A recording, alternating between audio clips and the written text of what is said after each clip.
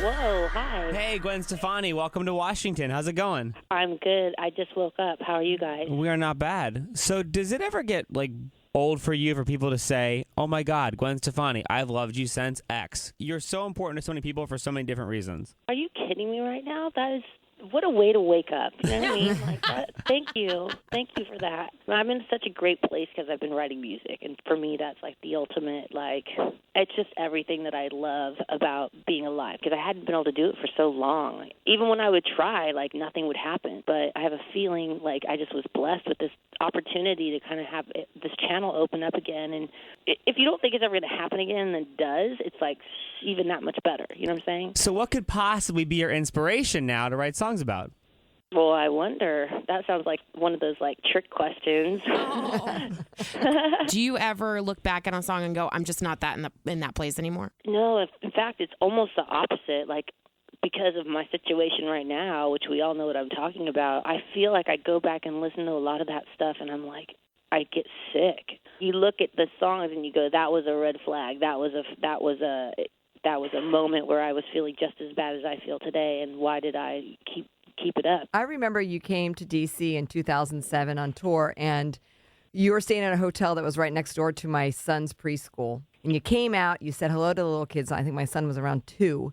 Are you going to go on tour? Are we going to see you out there so we can kind of have that experience with Gwen Stefani and all your new music that's got so much passion into it? Wow, that's a really good question. I ask myself that all the time. I have 3 babies. It's so hard. I don't know how to put 3 wild animals on a tour bus. I keep thinking of ways. I know that I took them just to one show recently on a plane and then in a hotel room, and it was chaos. I think there's a way I could figure it out, but I'm thinking about it, and I'd love to do it. And how does that work, having a song like Used to Love You and what's going on personally, but people not wanting to ask you about it, right? People used to tell Kelly, oh, I'm so sorry. But she's like, no, it's actually a good thing. Ask that question again. Well, I'm trying to be sensitive. I don't want you to get mad at me, Gwen. But I'm not going to get mad at you. I'll tell you if you've crossed the boundary. Okay, perfect. So you've got your song "Used to Love You," and it's at a time where you're going through this divorce and this great new chapter of yours. But when people talk about divorce, Kelly on our show went through a divorce, and the first thing someone says is, "Oh, I'm sorry," and she's like, "Well, no, it's not a sorry thing. It's actually a good thing because it's a new chapter."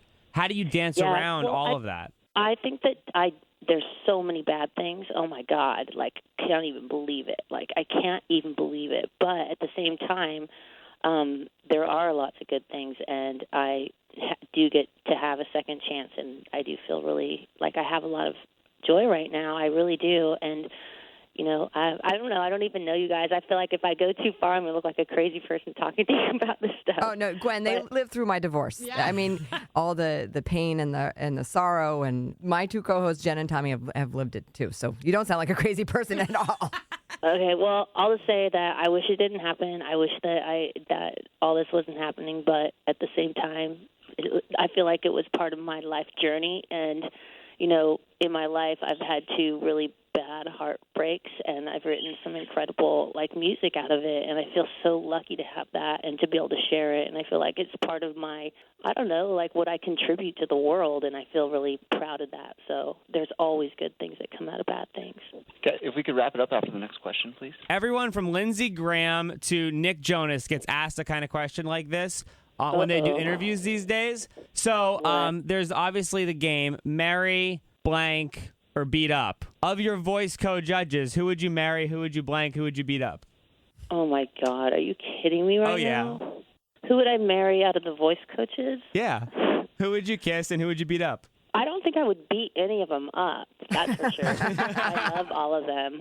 So if I had to say marry or beat up, I would say I would marry. I mean, I love them, so I wouldn't want to beat them up. Does that answer your question? No, it doesn't. I think he said that I need to wrap it up. Fair enough. We'll give that to Gwen Stefani. Oh, you're awesome. Thank you so much.